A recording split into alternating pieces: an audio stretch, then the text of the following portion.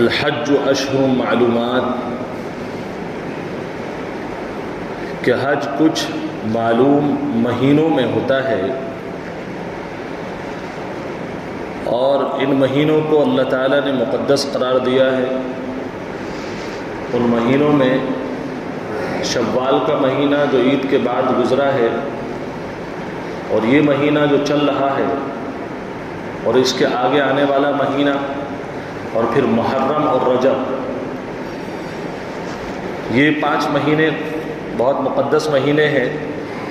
اچھا، ان مہینوں کو جو چل رہے ہیں انہیں نسبت حاصل ہے، اور وہ نسبت ہے حج سے حاصل۔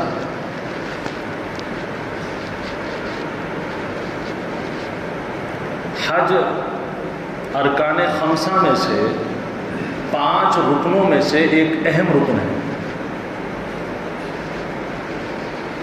اللہ کے حبیب محمد رسول اللہ صلی اللہ علیہ وسلم فرماتے ہیں کہ اس پورے دین کا، جسے دین اسلام کہتے ہیں،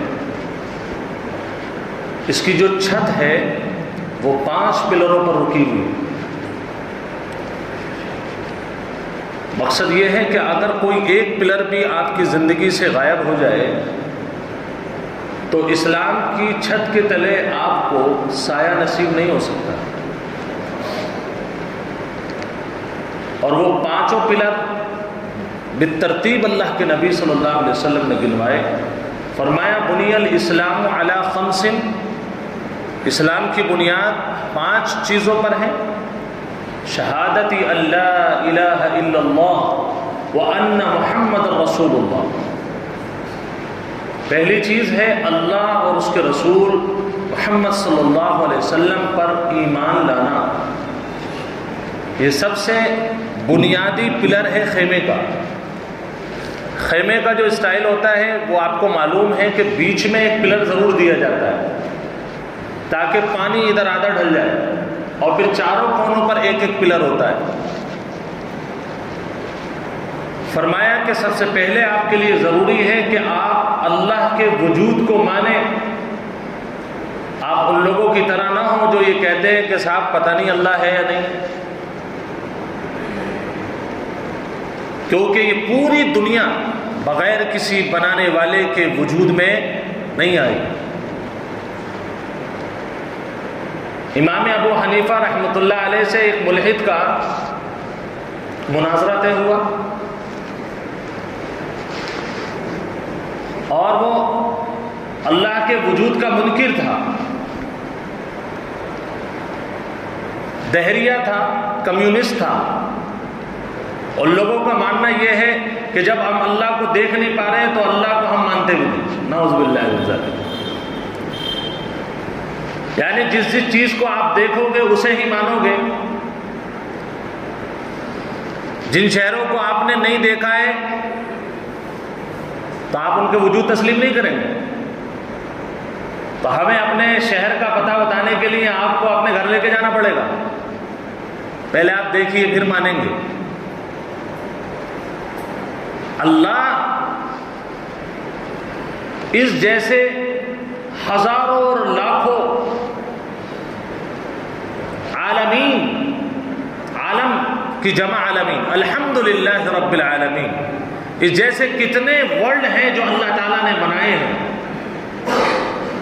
اور آپ اللہ سے مطالبہ یہ کر رہے ہیں کہ اپنی بنائی ہوئی چیز میں آپ اتر کر کے دکھاؤ، جبکہ اللہ نے اس کا سائز ایسا نہیں رکھا ہے۔ اب آپ سے کوئی بائر کہنے لگے کہ صاحب آپ نے گلاس تو ہمیں بنا کر کے دے دیا، لیکن مانیں گے جب اس میں بیٹھ کر کے دکھاؤ، آپ اس کے سوال کا جواب دیں گے؟ نہیں دیں گے، آپ جواب ہی نہیں دیں گے۔ عقل مند آدمی کہے گا کہ بھائی 2 میں سے ایک بات ہو، یا تو بھاگ جائے یا پٹ جائے، دونوں میں سے ایک کام ہوگا۔ اللہ کا وجود اپنے اندر سمانے کے لیے جو طاقت درکار ہے وہ اس دنیا کے اندر نہیں ہے۔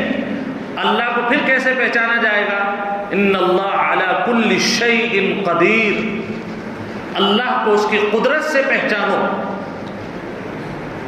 اس کے وجود کی تلاش اگر تمہیں کرنی ہے تو اس کی مخلوقات کو دیکھو، جو وہ بنا سکتا ہے، جو اس نے بنا دیا وہ کوئی نہیں بنا پایا۔ اس کا مطلب یہ ہے کہ دنیا کی ہر چیز جب بغیر بنے وجود میں نہیں آتی ہے تو یہ زمین اور آسمان، یہ نیلگو آسمان بغیر وجود دینے والے کے وجود میں نہیں آ سکتا۔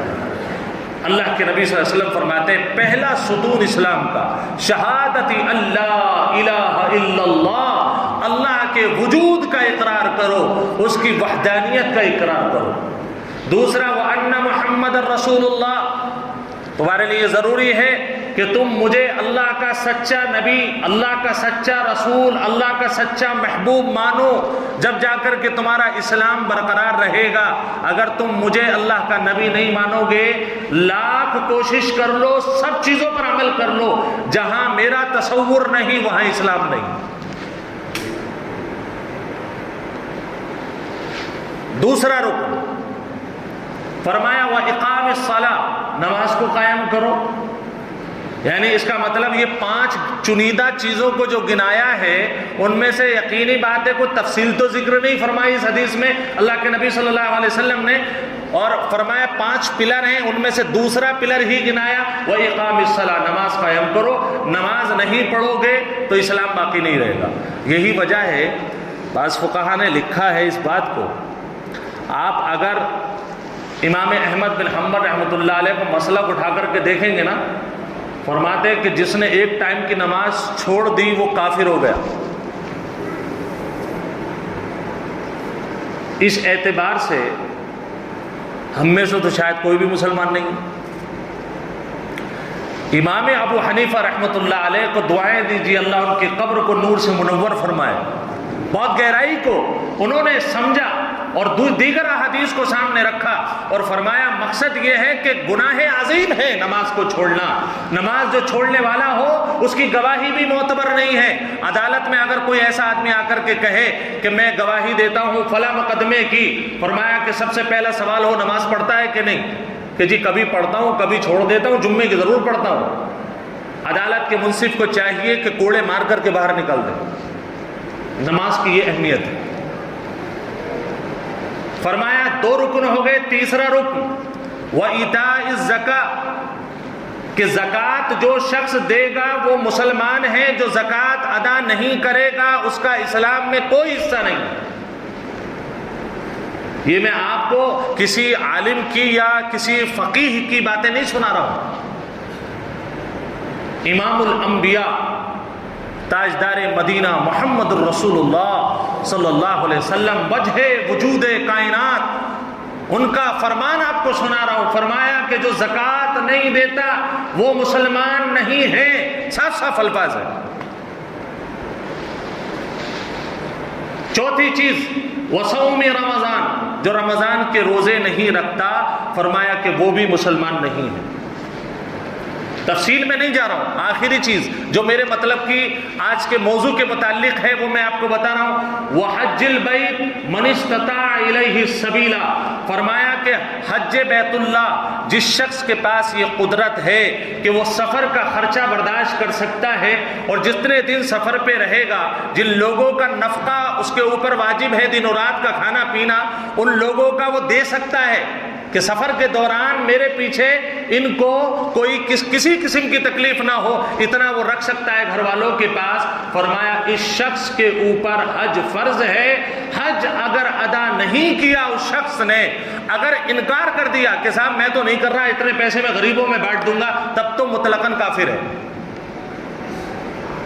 میرے الفاظ اپنے نہیں ہیں، میں بار بار آپ سے کہہ رہا ہوں، اگر کسی نے یہ کہہ کر کے حج کو ٹال دیا کہ صاحب اتنے پیسے خرچ ہوں گے، ابھی حاجی اعظم صاحب سے بات ہو رہی تھی ٹریول والوں سے، بولے 7.5 لاکھ روپے کا خرچہ ہے اس بار حج میں۔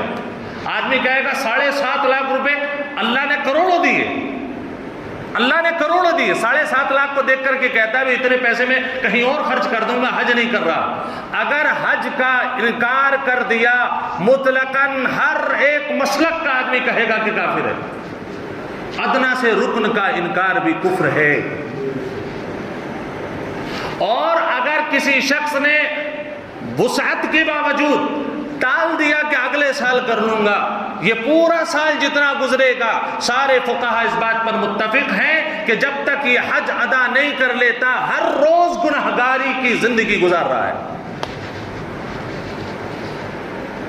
اتنا اہم ہے۔ اللہ کے پیارے حبیب محمد رسول اللہ صلی اللہ علیہ وسلم کے پاس ایک صحابی آئے، بڑا شوق تھا صحابہ کو دین سیکھنے کا۔ ہمارے ہاں تو بے رغبتی ہے، ہم اپنے دین سے مرغبت نہیں رکھتے۔ بہت کم لوگ محبت رکھتے ہیں کہ جنہیں لگتا ہے کہ جمعے کے دن بھی چلو تھوڑا سا پہلے آ جاؤ، کچھ اللہ اور رسول کی بات سننے کو ملے گی، یہ محبت ہے۔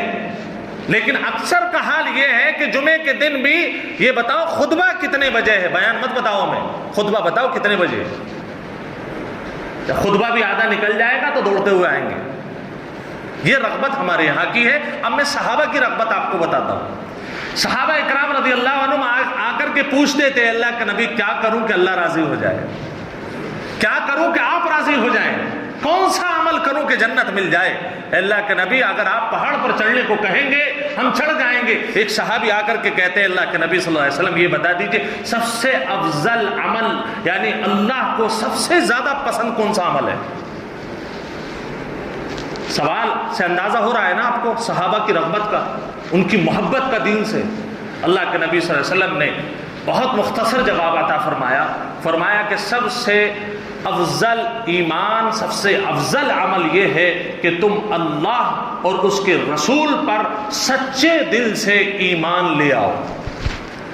سب سے افضل عمل یہ فرمایا ہے اللہ کے نبی صلی اللہ علیہ وسلم، وہ تو الحمدللہ حاصل ہے، بھائی صحابی بن گئے تو اس کا مطلب ایمان پہلے مل گیا تبھی تو صحابی بنے کہ الحمدللہ۔ دل سے پوچھا کہ ایمان ہے کہ جی ہاں ہے، اللہ کے نبی اس کے بعد سب سے افضل عمل کون سا ہے؟ حضور پاک صلی اللہ علیہ وسلم نے ارشاد فرمایا کہ اللہ کے راستے میں جہاد کرنا۔ بہت سارے لوگ اسے بھولتے چلے جا رہے ہیں اور اللہ قانون فطرت سے قریب لا رہا ہے اس معاملے کو۔ میں صرف اشارہ کر رہا ہوں آپ کو، آپ بھول رہے ہیں، اللہ یاد دلا رہا ہے۔ اسلام کبھی تلوار کے بیس پر نہیں پھیلا، لیکن جہاں حفاظت اور ڈیفنس کی بات آئی تو میرے نبی صلی اللہ علیہ وسلم بھی بدر اور احد میں کود پڑے۔ آپ کیسے اپنے دامن کو یہ کہہ کر کے بچا سکتے ہیں کہ صاحب ہم تو صلح کے قائل ہیں، ہم تو صلح کے قائل ہیں، ہم کسی کے بارے میں کچھ غلط نہیں سوچتے؟ تو کیا آپ غلط نہیں سوچتے اس کا مطلب اسلام غلط سوچتا ہے؟ نہیں، ہم کسی پر تلوار نہیں اٹھاتے، ہم کسی پر ہاتھ نہیں اٹھاتے، لیکن اپنے ڈیفنس میں میرے نبی کی سنت ہے۔ جب بھی کسی قوم نے میرے نبی کی سنت کو پامال کیا یا اسے کمتر سمجھا ہے، اللہ پاک نے اس قوم کو ذلیل و رسوا کر کے رکھ دیا۔ چاہے اندلس اٹھا کر کے دیکھ لو یا اس کے علاوہ اسپین اٹھا کر کے دیکھو، اور کوئی ملک آپ کو نظر آتا ہے وہ اٹھا کر کے دیکھ لو، جہاں جہاں سنت ختم ہوئی وہاں مسلمان باوجود اسلام کے رسوا اور ذلیل ہوئے۔ فرمایا کہ دوسرا عمل اگر پوچھتے ہو تو جہاد ہے، جہاد فی سبیل اللہ اپنے شرائط کے ساتھ۔ فرمایا اللہ کے نبی صلی اللہ علیہ وسلم الحمدللہ وہ بھی کر رہے ہیں، جہاں آپ کا حکم ہوتا ہے چلے جاتے ہیں۔ تیسری بار پھر سوال کیا، یہ رغبت دیکھ رہے ہیں آپ، بار بار سوال کرنا۔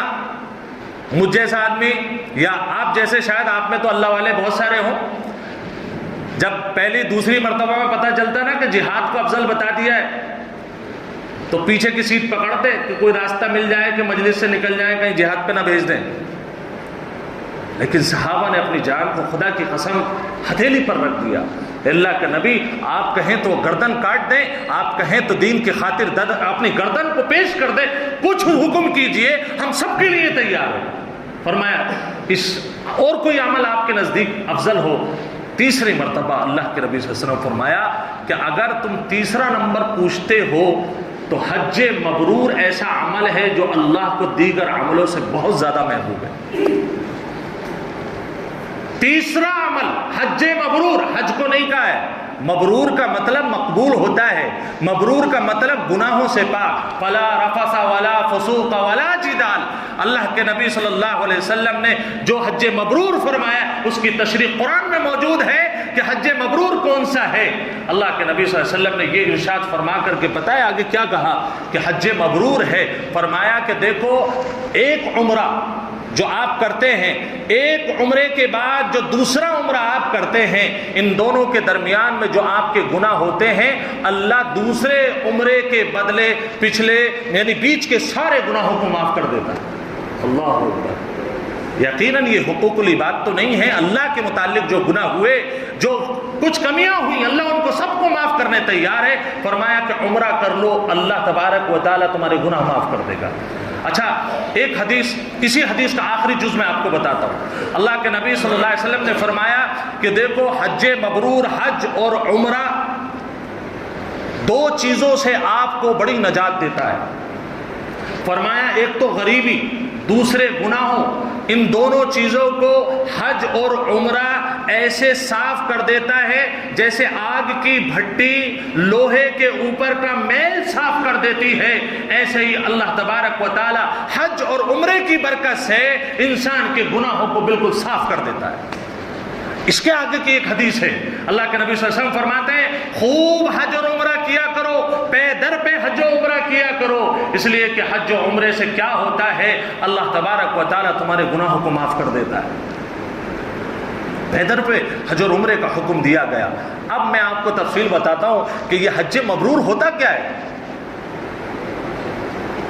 حج مبرور کیا ہے؟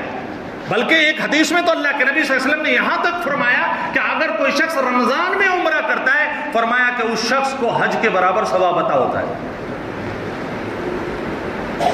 اتنی فضیلتیں کیوں بیان کی جا رہی ہیں بھائی؟ اور کسی چیز میں اتنی فضیلتیں نظر نہیں آ رہی ہیں، حج کے معاملے میں کیوں آ رہی ہیں؟ کیونکہ اس میں تکلیفیں زیادہ ہیں، پیسہ بھی خرچ ہوتا ہے، بدن کی طاقت بھی لگتی ہے، تھکن بھی ہوتی ہے، بہت جگہ جھگڑے کو بھی دل چاہتا ہے، لیکن اللہ کے لیے بندہ جاتا ہے، سب کچھ برداشت کر لیتا ہے۔ حج کے یہ 5 دن بہت سارے، میں نے آپ کو عرض کیا ابھی پیچھے یہ شوال کا مہینہ جو گزرا ہے اور جو یہ ذی قعدہ کا مہینہ چل رہا ہے، ابھی 4 تاریخ کو فلائٹیں جانے والی ہیں۔ اتنا اہم مسئلہ حج کا، ہمارے یہاں حج کا تصور کیا ہے؟ ایک سفر، انجوائمنٹ کے لیے۔ عمرہ کیا ہے؟ ایک پکنک، اس کے علاوہ اور کچھ نہیں۔ میں سب لوگوں کی بات نہیں کر رہا ہوں، اللہ والے ماشاءاللہ جاتے ہیں اور وہاں رو کر گڑ گڑا کر کے آتے ہیں، انہیں تو ذرا سائڈ میں رکھیے، وہی تو ہمارے لیے دعا کریں گے تو بخشش ہوگی انشاءاللہ العزیز۔ لیکن اکثریت کا حال یہ ہے کہ عمرہ بمانا پکنک ہے اور حج بمانا ایک آپ کا ٹورسٹ ویزا پر جا رہے ہیں جیسے ایسے لگ رہا ہے۔ ایسے فضیلت بیان کرتے ہیں صاحب، جیسے حرم سے باہر نکلا تو مال میں کیا سونا بک رہا تھا ماشاءاللہ۔ ایک لمبی فہرست لے کر کے ہم وہاں پر جاتے ہیں۔ آج بھتیجے کے لیے ہمیں موبائل ایپل کا خریدنا ہے، فلاں بہو کے لیے ہمیں فلاں چیز خریدنی ہے، فلاں بیٹے کے لیے فلاں چیز خریدنی ہے۔ اگر ہم نے اپنی بہو کے لیے ڈائمنڈ رنگ نہیں خریدی تو وہ ناراض ہو جائے گی۔ ایک لمبی فہرست ہوتی ہے۔ خدا کی قسم، اس کام کے لیے جا رہے ہیں تو اپنے 7.5 لاکھ روپے خرچ مت کرو۔ اللہ کے نبی صلی اللہ علیہ وسلم نے سختی سے منع فرمایا ہے کہ جو لوگ اس غرض سے جاتے ہیں وہاں اللہ کو راضی اور اپنے حبیب کی حاضری کے علاوہ کوئی اور مقصد ہے مت جاؤ وہاں پر۔ 7.5 لاکھ میں آپ کو بتاتا ہوں کیا کرو گے آپ۔ 50,000 روپے خرچ کیجئے، دبئی چلے جائیے، 7 لاکھ روپے میں پورے خاندان کی شاپنگ کر کے آ جاؤ۔ کیوں جا رہے ہو آپ وہاں پر؟ یہی تو 5 دن ملے تھے زندگی کے، اسے ہی اپنے ضائع کر دیا۔ جانے کے بعد میں آپ کو اس کی بے رغبتی کی میں آپ بات کر رہا تھا، اس کی دلیل دیتا ہوں۔ کتنے حاجی ہیں جو صرف انہیں پتا چلتا ہے کہ کل ہمیں حج پر جانا ہے، بس میں بیٹھے، ٹرین میں بیٹھے، ایئرپورٹ پہنچے، ان سے پوچھو کچھ سیکھا بھی ہے؟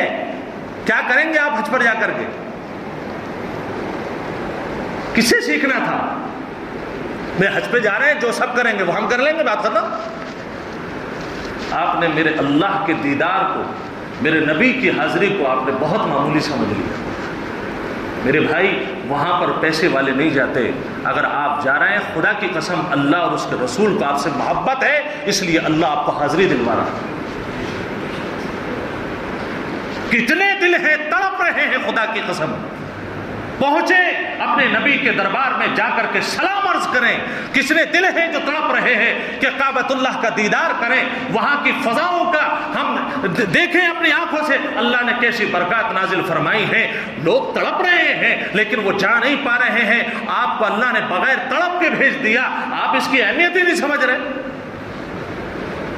میں کہتا ہوں کہ ایک عمرہ کوئی کرنے جا رہا ہے کم سے کم 6 مہینے پہلے سے تیاری کرو، اور اگر حج کے لیے ارادہ ہے 1 سال پہلے سے تیاری کرو، تب جا کر کے آپ کو پتا چلے گا کہ حج کیا چیز ہے، نبی کے دربار پر حاضری کیا چیز ہوتی ہے، غزوہ احد جہاں ہوا اس چیز کی جگہ کی فضیلت کیا ہے، مقام بدر کی فضیلت کیا ہے، وہاں جا کر کیا دعائیں کرنی ہیں، ہمیں کون سے صحابی کی قبر پر حاضری دینی ہے، کہاں پر کون سی دعا پڑھنی ہے، سعی کرنی ہے تو کیسے کرنی ہے، ہمیں طواف کرنا ہے تو کیسے کرنا ہے، قربانی کرنی ہے تو کیسے کرنی ہے۔ خدا کے بندو، خدا پہلے سیکھ کر کے جاؤ، پھر جا کر کے حاضری دو، مزہ آئے گا، خدا کی قسم مزہ آئے گا، لیکن بغیر سیکھے جاؤ گے صرف ہوٹل میں بیٹھ کر کے ٹی ویاں دیکھو گے، اس کے علاوہ کچھ نہیں ہوگا۔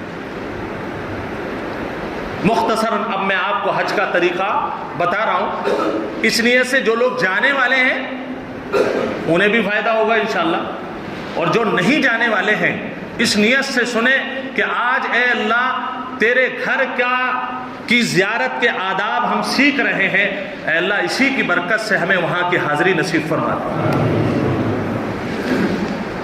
8 تاریخ 8 ذی الحجہ یعنی عید سے، جو عید ہوتی ہے 10 ذی الحجہ کو ہوتی ہے، اس سے 2 دن پہلے 8 ذی الحجہ ہو گئی، اس میں سب سے پہلا کام ہمیں یہاں سے یہ کرنا ہے۔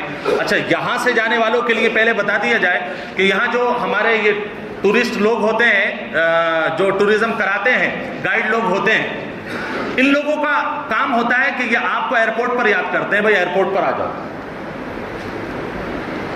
اب ہمیں ایئرپورٹ پر جا رہے ہیں، یہاں کے لوگ اکثر و بیشتر آپ کو احرام پہناتے ہیں کہ یہیں سے احرام پہن لو۔ وجہ کیا ہے؟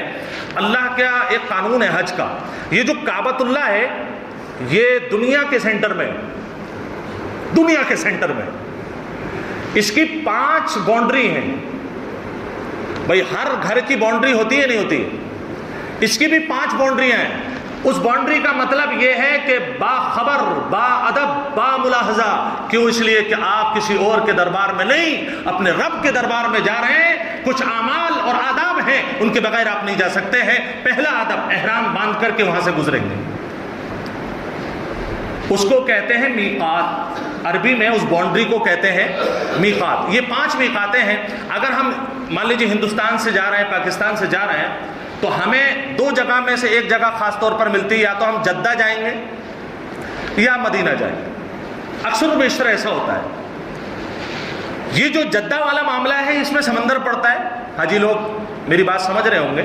جیسے 5 میقاتیں ہیں، ایک ادھر ہے، ایک ادھر ہے، ایک ادھر ہے، ایک ادھر ہے، ایک ادھر ہے۔ ادھر والا جو راستہ ہے نا، یہ جدے کے قریب میں سب سمندر ہے۔ اب یہاں پر کوئی میقات کی اللہ کے نبی صلی اللہ علیہ وسلم نے کوئی باؤنڈری نہیں بتائی، بلکہ یہ فرمایا کہ ان 5 میقاتوں کو آپس میں جوڑ دو اور گول گھیرا بنا دو۔ جو ذوالحلیفہ ہے، مدینے میں جب جا کر کے اتریں گے، وہاں سے جب مکے کے لیے چلیں گے تو ذوالحلیفہ ایک جگہ پڑے گی، وہ مکے سے 480 کلومیٹر تقریباً ہے۔ وہاں پر جا کر کے باقاعدہ آپ کی بس رکے گی، آپ سے کہا جائے گا کہ بھئی نہائیے دھوئیے اور اس کے بعد احرام باندھیں۔ طریقہ یہ ہے کہ احرام باندھنے کے بعد جو نماز کا وقت ہے وہ نماز پڑھیں، 2 رکعت نفل ادا کریں اور ارادہ کریں۔ احرام کا مطلب ارادہ کرنا۔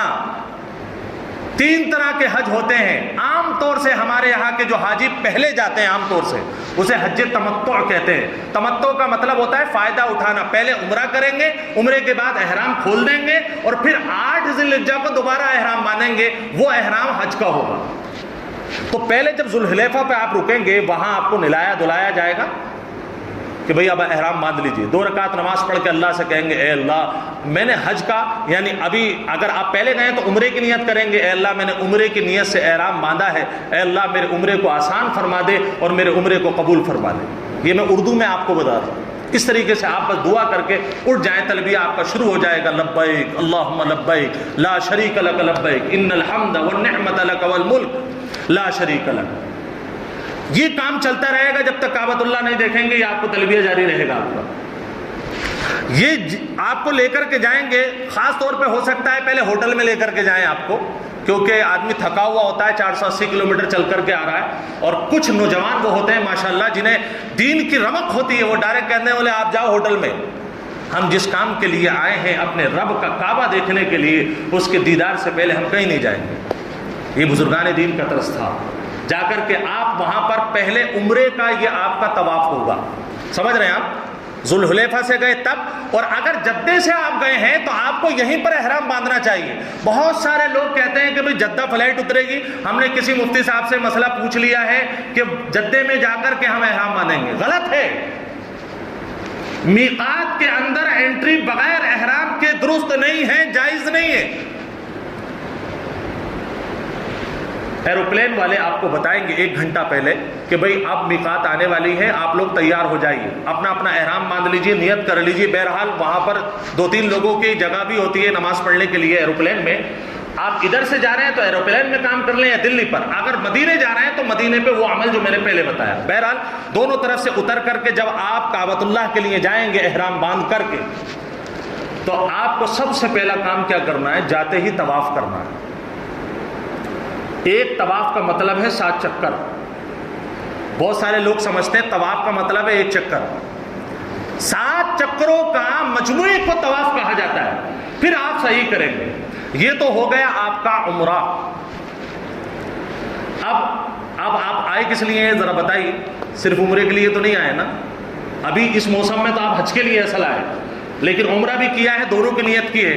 تو اب آپ کو کرنا کیا؟ سنت طریقہ بتا رہا ہوں آپ کو۔ ایک مرتبہ پھر مسجد عائشہ واپس جانا ہے، آپ کو پھر احرام باندھ کر کے آنا ہے، چونکہ آپ قصر کرا چکے ہیں اور وہ کام کر چکے ہیں، پورا عمرہ آپ کا قصر کے بعد ہوتا ہے، کر لیا آپ نے۔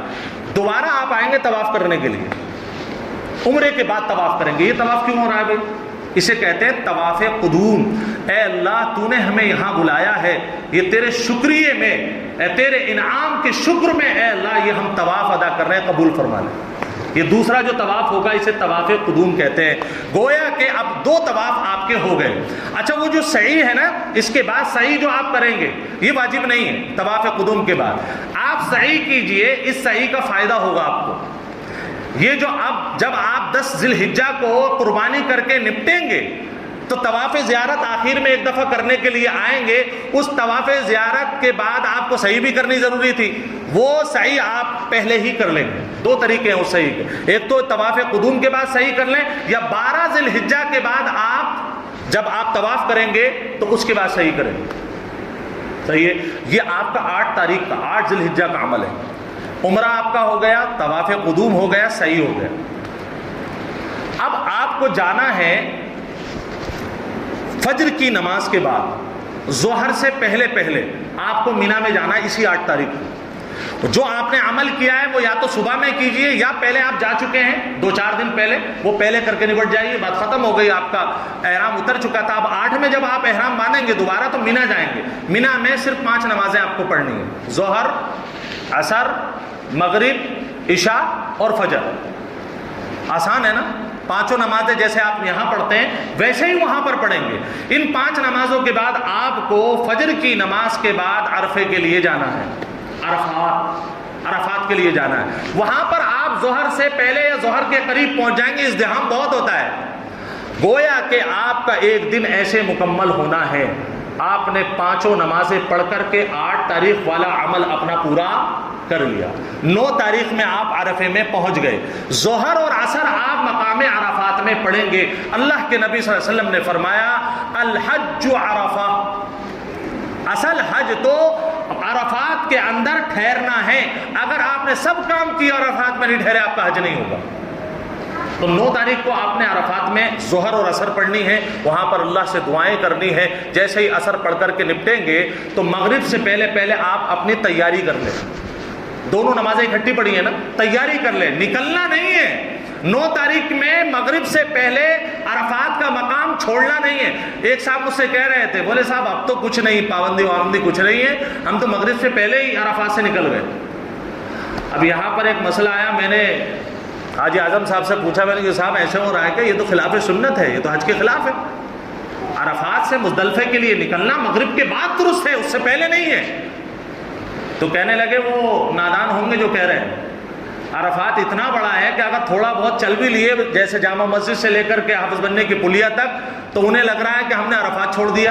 عرفات نہیں چھوٹتا ہے, مغرب کے بعد ہی چھوڑا جاتا ہے. وہاں سے مزدلفہ میں جائیں گے, مزدلفہ میں جاتے جاتے یا تو عشاء ہو جائے گی یا عشاء کے بھی بعد ہو جائے گی. بعض لوگ تو فجر سے پہلے پہنچتے ہیں.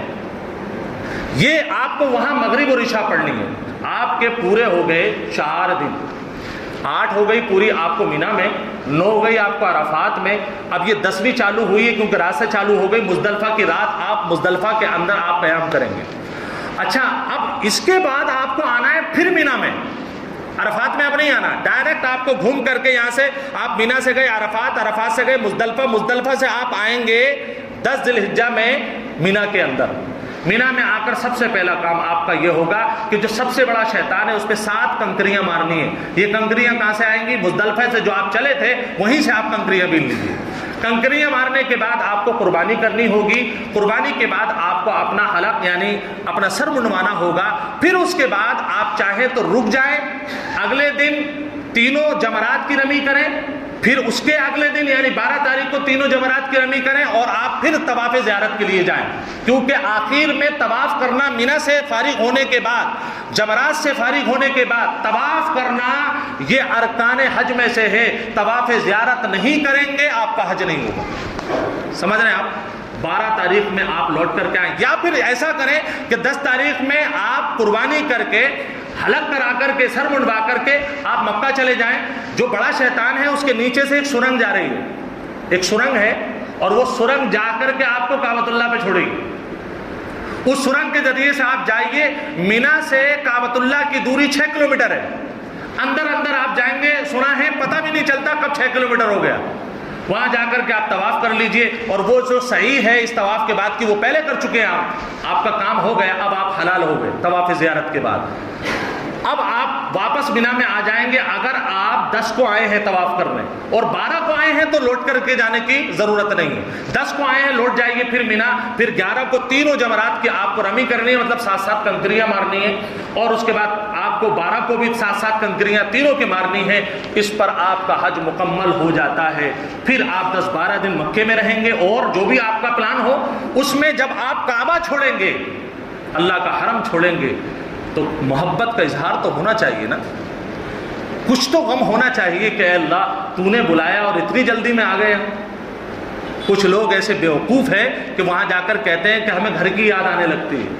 کیسا دل ہے تمہارا کہ تمہیں اللہ کے گھر سے زیادہ اچھا اپنا گھر لگ رہا ہے. اس کا مطلب ایمان میں کمی ہے ابھی. تو آپ وہاں جا کر جس دن آپ کعبہ چھوڑنے جا رہے ہیں اس دن ایک مرتبہ اظہار محبت کے لیے آپ طواف اور کریں گے. اس طواف کو طواف الوداع کہا جاتا ہے.